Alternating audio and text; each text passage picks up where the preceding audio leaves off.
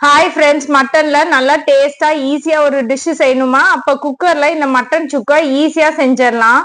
குக்கர்ல 3/4 கப் கறியை கழுவிட்டு சேர்த்துக்கலாம். அது கூட 1/2 கப் தயிர், 1/2 டேபிள் ஸ்பூன் இஞ்சி பூண்டு பேஸ்ட், பிரியாணி மசாலா சேர்த்துக்கோங்க, 3 வரமிளகாய், 1/2 டேபிள் ஸ்பூன் மஞ்சள் தூள், 1 டேபிள் ஸ்பூன் குழம்பு மிளகாய் தூள், 1/2 டேபிள் ஸ்பூன் தனியா தூள், 1/2 டேபிள் ஸ்பூன் சீரகத்தூள், 1/2 டேபிள் ஸ்பூன் மிளகு, 1/2 டேபிள் ஸ்பூன் சோம்பு, 2 டேபிள் ஸ்பூன் எண்ணெய் எல்லாத்தையும் சேர்த்துட்டு மசாலா எல்லாம் கறியோட நல்லா கலந்து வர்ற மாதிரி கலந்து விட்டுட்டு ஒரு 10ல இருந்து 15 நிமிஷம் அதை ஊறுறதுக்காக வச்சிடலாம். ஒரு 15 நிமிஷம் நல்லா ஊறினதுக்கு அப்புறமா ஒரு வாட்டி கலந்து விட்டுட்டு 1/2 கப்பு தண்ணி மட்டும் சேர்த்துட்டு மூடி போட்டுட்டு 5 விசில் வச்சு எடுத்துக்கலாம்.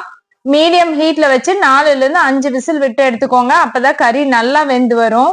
இப்போ ஒரு கடாயில 1 டேபிள் ஸ்பூன் எண்ணெய் சேர்த்துட்டு எண்ணெய் நல்லா சூடானதுக்கு அப்புறமா ஒரு பெரிய வெங்காயத்தை நீல வாக்குல கட் பண்ணிட்டு சேர்த்துக்கோங்க. வெங்காயம் நல்லா செவந்ததுக்கு அப்புறமா அது கூட ஒரு கைப்பிடி அளவுக்கு கருவேப்பிலையும் நம்ம ஏற்கனவே வதக்கி வச்சிருக்க மட்டனையும் சேர்த்துக்கலாம். இப்போ ஃபைனலா 1 டேபிள் ஸ்பூன் உப்பு மட்டும் சேர்த்துட்டு நல்லா கிளறி விட்டுக்கோங்க. உப்பு முதல்லயே சேர்த்தீங்கன்னா கறி நல்லா வேகாது. உப்பு சேர்க்காம வேக வச்சீங்கன்னா கறி சாஃப்டா வேகும். அவ்வளவுதான். தண்ணி நல்லா சுண்டி வர்ற வரைக்கும் ஒரு 5ல இருந்து 7 நிமிஷம் நல்லா பெரட்டி விட்டு சர்வ் பண்ணுங்க. அட்டகாசமா மட்டன் சுக்கா ரெடி. கண்டிப்பா ட்ரை பண்ணி பாருங்க. பாய்.